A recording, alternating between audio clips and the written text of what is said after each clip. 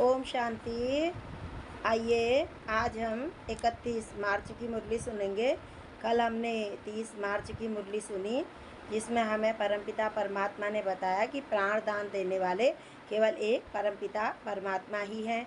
वह संगम युग में हमें ऐसी नॉलेज देते हैं जिससे कि हमें सत्य की दुनिया में ऊंच पद मिल जाता है, यानी कि हम अमर लोक में चले जाते हैं। वहाँ हमारी किसी भी प्रकार से अल्प मृत्यु नहीं होती है।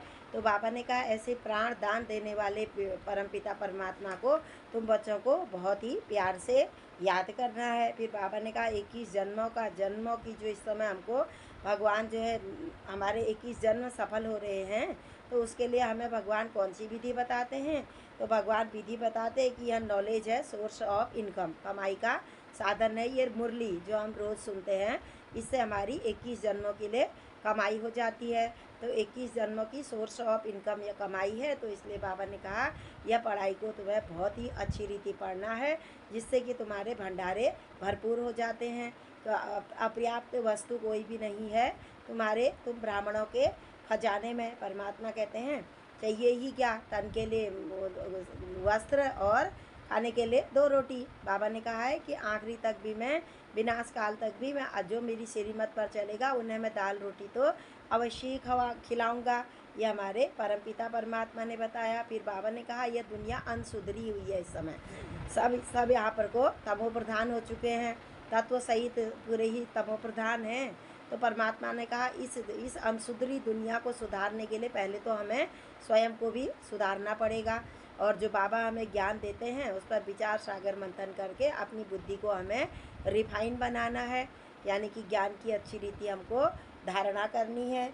फिर बाबा ने कहा आपस में रूह रिहान करनी है। कई प्रकार के आत्माएं आएंगी बातचीत करने के लिए, तो ज्ञान के लिए, सुनने के लिए। तो बाबा ने कहा उनसे विवाद नहीं करना है, बल्कि उनसे अच्छी रीति परमात्मा के सत्य परिचय के बारे में परिचय देने के लिए उनके साथ रूह रिहान करना है। और बाबा ने कहा यह जो नॉलेज है तुम्हें, उससे दूसरों को भी दे करके तुम्हें उनको भी उनके भंडारे भी तुमने इस समय भरपूर करने हैं।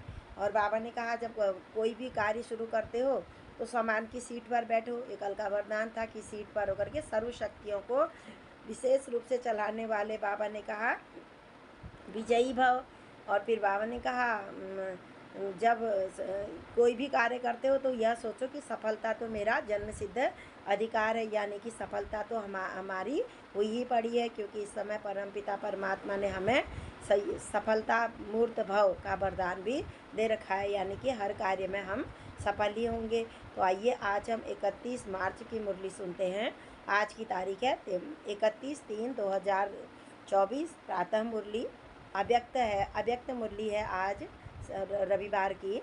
रिवाइज कोर्स है 18/1/99, जब ब्रह्मा बाबा ने अपने देह का त्याग किया हुआ था, उसके बाद की मुरली चली है ये। इसका हेडिंग है वर्तमान समय के प्रमाण वैराग्य वृत्ति को इमर्ज कर साधना का वायुमंडल बनाओ। वर्तमान समय, आने वाला समय बाबा ने कहा बहुत ही दुखदायी होने वाला है, क्योंकि दुनिया में दुख बढ़ रहा है, अति की ओर जा रहा है। तो बाबा ने कहा उसके लिए वायुमंडल को तुम्हें साधना यानी कि तपस्वी योग से परम पिता के याद का वायुमंडल बनाओ। हम आत्मा हैं, हमारे परम पिता परमात्मा हमारे वह पिता हैं। तो आज हेडिंग है तो आज स्नेह के सागर बाप दादा अपने अति स्नेही बच्चों से मिल रहे हैं। अव्यक्त मुरली है, तो बाबा अव्यक्त रूप में आए हुए हैं। आज का दिन विशेष स्नेह का दिन है, मिलन का दिन है। ब्रह्मा बाबा ने शरीर छोड़ा है। आज भाग्य विधाता ब्रह्मा बाप हर बच्चे को विशेष स्नेह के रिटर्न में वरदान का भंडार बांट रहे हैं। अव्यक्त होकर के भी बाबा की सेवा दुगनी हो रही है। तो बाबा हमें, ब्रह्मा बाबा भी हमें वरदान दे रहे हैं। वरदान प्राप्त करने का साधन है दिल का स्नेह। किसी भी प्रकार का वरदान अब जब हम किसी को देते हैं, यदि वह दिल से उस वरदान को स्वीकार करे तो उसका अवश्य ही फल मिलता है। तो बाबा ने कहा अगर दिल का स्नेह है, जितना दिल का स्नेह है, अव्यक्त स्थिति है, यानी कि हम आत्मा हैं, देह नहीं, हम देही हैं। तो अव्यक्त स्थिति है, उतना बाप दादा द्वारा अविनाशी वरदान प्राप्त कर सकते हो। तो हर एक चेक करें एक से ही सर्व संबंध जोड़ने हैं ना, हमारे हम परमपिता परमात्मा से ही हमारे इस समय सर्व संबंध हैं। अब तक जो बिखरा हुआ स्नेह या कुछ कुछ कहाँ कहाँ बिखरा हुआ था, स्नेह के साथ जोड़ना है उसे एक ही परमपिता परमात्मा के साथ। अन्य आत्माओं के साथ जो हमारा स्नेह बिखरा हुआ था, बटा हुआ था, तो बाबा ने कहा पूरा विश्व ही हमारा परिवार है, परमपिता परमात्मा की हम संतान हैं और उन्हीं से हम सभी आत्माओं के सर्व संबंध हैं। बाप ने कहा बाप समान बनने का जो सभी का लक्ष्य है, अभी साकार में उसके लक्षण तुम में दिखाई देने चाहिए, लक्षण भी तो हों।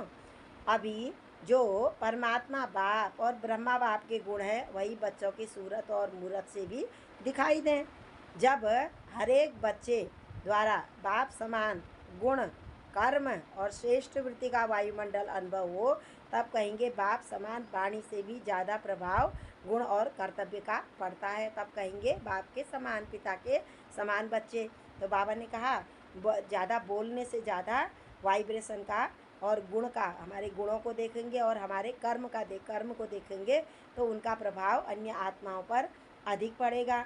क्योंकि आजकल प्रत्यक्ष प्रमाण को ज़्यादा मानते हैं, हर एक को प्रमाण चाहिए होता है, हर एक उसका सबूत मांगता है, सुनने से भी ज़्यादा देखना चाहते हैं। इसलिए आपकी सुनने से भी ज़्यादा देखना चाहते हैं, इसलिए आप बाप समान स्थिति द्वारा बाप को प्रत्यक्ष करो, फिर देखना आपकी पूजा प्रजा बहुत जल्दी तैयार हो जाएगी। प्रजा बन रही है इस समय, सभी प्रकार की चीज़ें बाबा ने कहा जो जो ज़्यादा करेंगे तो वह महाराजा महारानी बनेंगे और जो सेवा करेंगे तो उनकी प्रजा बहुत ही जल्दी तैयार हो जाएगी। अब तक साधनों के प्रयोग का अनुभव तो किया, अब साधना को बढ़ाना है। साधन तो है, बाबा कहते साधन है तो उनको इस्तेमाल करो, और अगर नहीं है तो कोई बात नहीं, तुम्हें अपनी साधना को तो बढ़ाना ही है। अर्थात बेहद की वैराग्य वृत्ति में लाना है, बेहद का हद का नहीं, घरी से वैराग्य नहीं। जिस तरीके से साधु सन्यासी घर गृहस्थी का त्याग करके जंगल में चले जाते हैं, तो हम बाबा ने कहा हमने ऐसा नहीं करना है, घर गृहस्थी में रहते हुए बेहद का वैराग्य करना है। साधन होते हुए भी उनसे दूर रहना, उसे कहेंगे वैराग्य। साधन नहीं है तब तो कहें कि हम वैरागी हैं, ये बाबा ने कहा ये नहीं, साधन होते हुए भी यदि उनसे वैराग्य है तो यूज करो, लेकिन बाबा कहते उनमें फंसना नहीं है। तो बाबा ने कहा तब उन्हें कहेंगे बेहद का वैरागी। आज का मधुर वरदान है बाबा का, श्रेष्ठ संकल्प की शक्ति द्वारा। श्रेष्ठ संकल्प की शक्ति बहुत बड़ी शक्ति है, तो संकल्प हमारे श्रेष्ठ होने चाहिए। श्रेष्ठ संकल्प की शक्ति द्वारा सिद्धियां प्राप्त करने वाले सिद्धि स्वरूप भव। सर्व सिद्धियां ये हम प्राप्त कर रहे हैं, तो सिद्धि का वह सिद्धि हमारे स्वरूप में दिखाई दे। आज का स्लोगन है, परिस्थितियों की हलचल के प्रभाव से, परिस्थिति दूसरों के द्वारा दी हुई जो हमें परेशानियां होती हैं, उनकी हलचल के प्रभाव से बचना है तो विदेही स्थिति में रहने का अभ्यास करो। विदेही माने मैं देह से न्यारी एक चैतन्य शक्ति में एक आत्मा हूँ, तो इसका अभ्यास करो। अच्छा, ओम शांति, ओम शांति, ओम शांति।